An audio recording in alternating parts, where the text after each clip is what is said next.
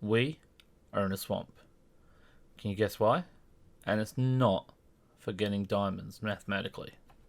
It's because here we have our very own witch hut, and today we're going to build a farm. Hello everyone, and welcome to episode 5 on season 3 of the Riverstick server. Let's get started.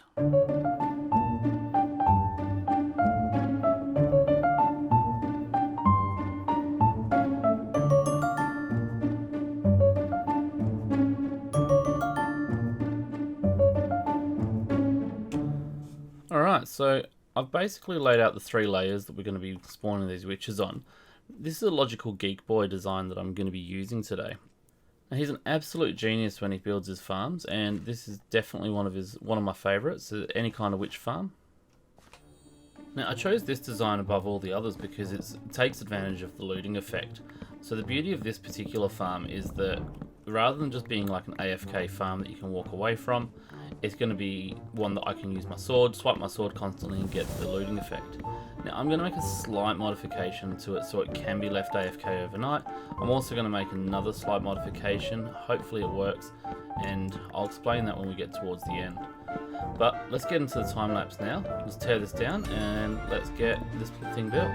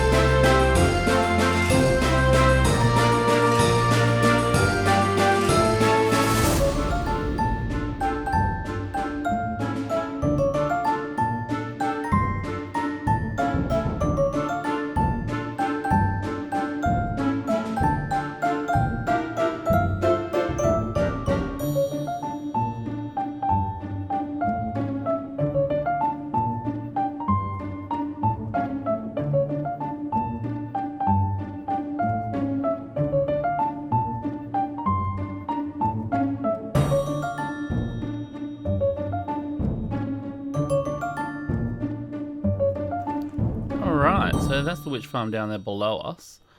So I'll show you down the bottom in a moment, but basically what happens is all the witches get swept off, they get shot up this little water tube up here, we climb up this ladder, we'll find where we can kill them. And if I pop over here for a second, you can see there's a whole big bunch of them there with their big warty noses. And all I need to do is just swipe my sword a few times, and away they'll all die. And then all their drops will come down here, and we can look in these chests and we'll see loads of gunpowder coming in, redstone. Some of this stuff I've already taken a whole bunch back. I have AFK'd overnight here already, but as you can see, there's a whole ton of stuff. Now the main reason, believe it or not, that I built this farm is not for the gunpowder and is not for the redstone, because I can get most of the gunpowder from the general mob farm. And the redstone I'm going to get mostly from clerics from village trading, so that'll happen later on in this episode actually. The rest of this stuff is and the same as the glowstone I can also get from the clerics and things like that. The sticks can be handy, but not that important.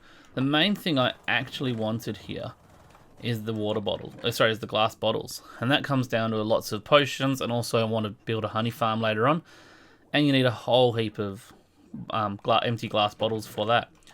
But otherwise, there's a whole heap of great stuff that comes out of here. Now, as you, there you go, there's one of the witches on her way up now.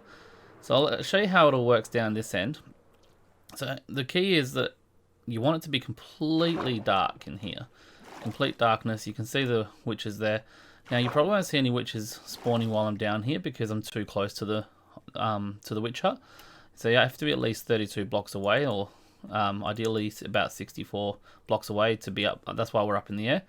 And as you can see, you've got these sweepers that come across, and they just push anything that's on these platforms off. I'll come to this side over here, and you can see that basically the witches can spawn on any of those 3 platforms up there, the black and red platforms. And every roughly 30 seconds or so, the sweepers will come across, and they'll push everything that's on there off the edge, and then they get pushed up here and then through the elevator up there. So there we go, they launch. So if there's a witch standing there, she'd get pushed off right now. So I can't really show you that one, unless I go far enough away.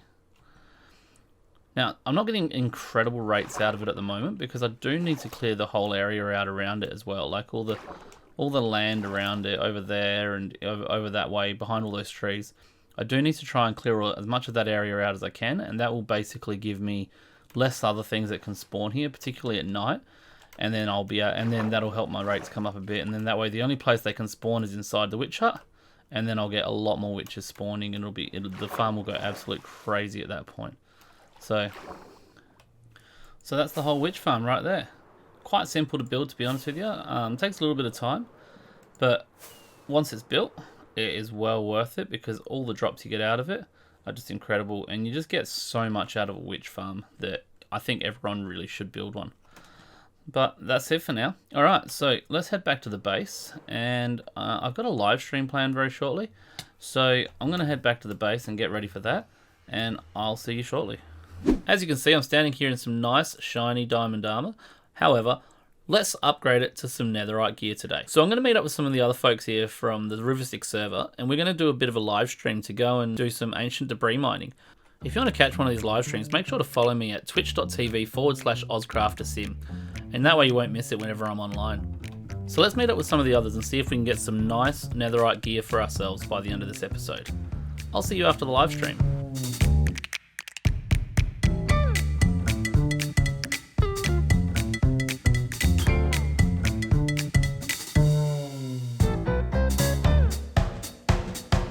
I just found my first bit of ancient debris. Oh, it's a double. It's a triple. Oh, it's a triple. That's a spicy. Nah, you can have 4. Maximum is 4.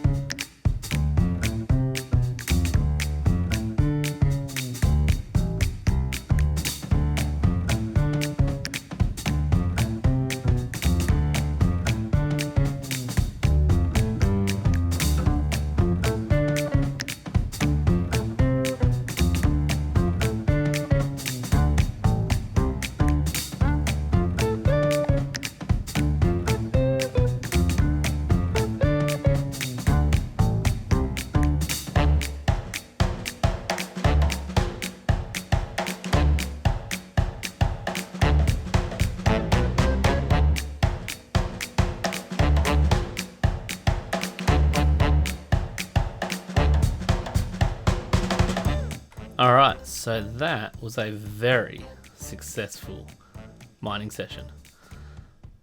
So if you haven't watched the stream, I basically built a nice little tunnel. A bunch of us got together and we all chucked on some fire resistance potions, grabbed a whole heap of TNT, went through around about 1.5 chests of TNT between all of us. This is my haul here. Now basically there's 115 ancient debris here, and yes, this is completely solid all the way through. There is no air gap in the middle there. It just keeps going on forever and ever. So there's 115 here. I got 100 from the mining session, and I also got 15 just before we started, because when I dug out the tunnels and that for the mine, we basically ended up with an extra 15 in that time. So that was what worked out really well for us. So I'm going to chop all this down now, and let's get ourselves into some nice netherite gear. See you in a moment. Alright, so I smelted most of it down, and we've basically got ourselves 15 ingots plus a block, so that's another 9. So it's 22 ingots, and then we've still got this stuff left over here as well. I've left some of it as ancient debris because as an ancient debris block on its own like that, it's blast resistant and it's movable by a piston, which is actually very unique, and we can use that in lots of different farms. So although I probably should have kept a little bit more than just 18, I can always go get more later on if I need to, but at least that gives me something to start with anyway. So for now, let's get some of this stuff sorted out. Now I've actually hidden a little smithing table down here. So let's go. We got a helmet, we got leggings, we got boots, we got sword, axe, shovel, pickaxe. Let's get dressed. Boom, boom, boom, boom. And look at us, fully kitted out, full netherite gear, all armor, all tools, which is just in time because a new game has just started on the server. This is a game made by BV called Headhunters, and simply put, I'll open the book here and I'll flick through the pages, and you can pause if you want and read through the pages, and I'll just quickly skip through them quite slowly. But basically what happens is, this is a bunch of PvP. We all just go ahead and kill each other, and each person's head that we put in the barrel, we get a point for, and the person with the most points gets a prize. Now you might be wondering what the prize is. Let me show you. Right, first, second and third prize. Now I don't know what second and third prize is, but I think this is the entire prize for first place. Two enchanted elytras. You would have thought he'd put mending on that, but I guess he got a bit lazy. A netherite block, that is going to be absolutely fantastic if we can get that. A couple of dragon eggs, a couple of dragon heads, and of course some blocks of amethyst.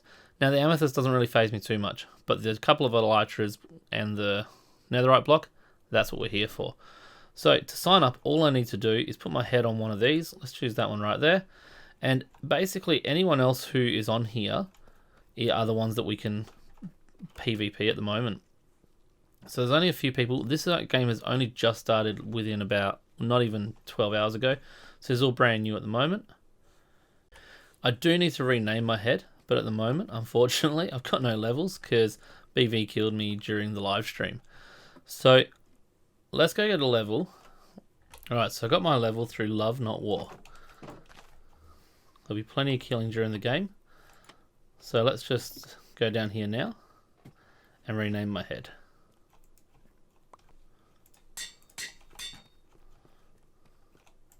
And that looks good. Alright, so we're officially signed up. So I know there's a few people who want to come after me, but we'll have to wait and see what happens there. So let's head back to the base now. So we're really going to have to start watching our back. So if I press the tab screen, you can see the zeros up there. So that is a counter for when we get player kills. And it's only if we kill other players. If I kill a villager, say, who's misbehaving and is out of his holding cell, you notice the zeros all stay there and nothing gets changed there. So only killing our teammates is going to help us get our score up.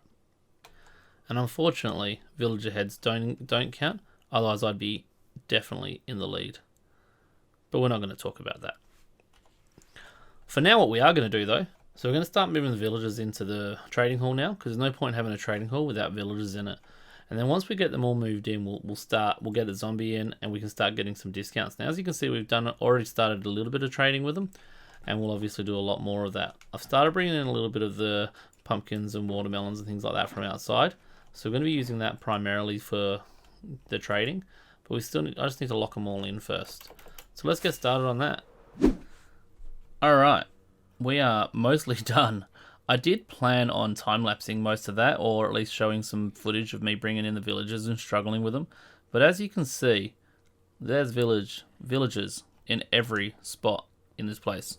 I've moved everyone in. I've even done most of the trading. Most of them have maxed out trades. As you can see, we've got all discounted trades as well. Everything we're getting for either 1 emerald or 1 iron or whatever, and things like that all around here. We can get an unlimited amount of just about everything that we're going to ever need. And we could, because of our pretty awesome iron farm, it's not hard to get emeralds. Over this side, we have a bunch of farmers. Now, the farmers aren't perfect just yet, because we still need to build like a carrot, potato, beetroot, and wheat farm. So once that's done, it'll give us a lot more options for trading. So you can see that like some of these ones, like this one here, we haven't traded with him at all, whereas this one here we've traded all the way up, and we can get 3 golden carrots with just 1 emerald. So basically, if I go through all 16 villages, once they're all maxed out, I should be able to get more or less a full shulker box just from 1 full set of trades of golden carrots, which is going to be fantastic, not to mention all the emeralds. Now if we come around here, we've got all the clerics here. Again, they're all maxed out as well. We can give them rotten flesh, which is fantastic. We get heaps of that from the mob farm outside. And then of course we can buy redstone, we can buy lapis, we can get glowstone, ender pearls, and bottle o enchanting. So that is absolutely awesome as well. And then on this side we've got clerics, and we can if we look at the clerics, we've got all sorts of different things we can get from them, and each one is different. Now I'm still sorting them out. So up here on the roof, I've more or less just sort of taken a sample of each thing that we can get from each one of them. And one thing I didn't know is that we can get the dripstone block from some of these villages as well, which is actually really awesome. But we can get a ton of terracotta and glazed terracotta, and of course every one of these villages you can get quartz pillars and block of quartz for 1 diamond per block, which is again really awesome. So if I want to come through here with some emeralds, I can scroll all the way down to the bottom, go some quartz pillars, quartz pillar blocks. I can get 12 from each villager. There's 16 villages. That's a whole ton of quartz all up. Over this side, we've still got a little bit of work to do, but Spider Watermelon's been doing this side while I've been doing all of that side basically, and he's been getting all the librarians sorted. And as you can see, we've got pretty much all the good enchants that you can possibly want out of your villages all down here, and some of them have already been moved into their cells, including the mending one behind that block. Got unbreaking and all the rest of that stuff. There's also other things such as glass that you can trade with them as well. So for 1 emerald you can get glass. I think if I remember correctly, you can get about half a stack of glass per trade. Let me go check. So let's check. So if we want to trade for glass, we can give them 12 emeralds and they'll give us 48 glass. That's not bad when you consider there's going to be 16 of them. Not every one of them will do the glass trade. Some of them won't actually offer the glass trade, but in my experience most of them do. And as you can see, a lot of them still need to be maxed out. And most of this side will also be villages as well once it's all finished. So we do still have quite a lot to do, but we're going to have to leave that for now because we have unfortunately run out of time. So in the next episode, we'll try and do a bit more work on the trading hall here and try and get all these villages ready to go, and maybe even if we have some time, start putting in the carpeting on the floor. It's going to be a nice little pattern and things like that, so it's going to take a bit more work to do. I don't really have enough wool, so I'm going to have to go see how much wool there is in the wool shop. We're also going to do a piglin bartering farm in the next episode as well, so we can start getting some other stuff. We have a really exciting project up ahead of us, and we're going to need lots of obsidian for it. And of course, we're going to have to get up to a bit of mischief, start setting some traps, start getting some heads for this Headhunters game. BV came along while I was building this, or while I was filling the villagers out in this, and he got my head once. I was unfortunately the first death of the game, so we're going to have to go and get some revenge and make sure that we get his head, amongst many others. So that's all I have time for this week. So I hope you enjoyed the episode. If you did, please hit that like button and make sure you subscribe so you don't miss another episode. I'll see you in the next episode. Bye!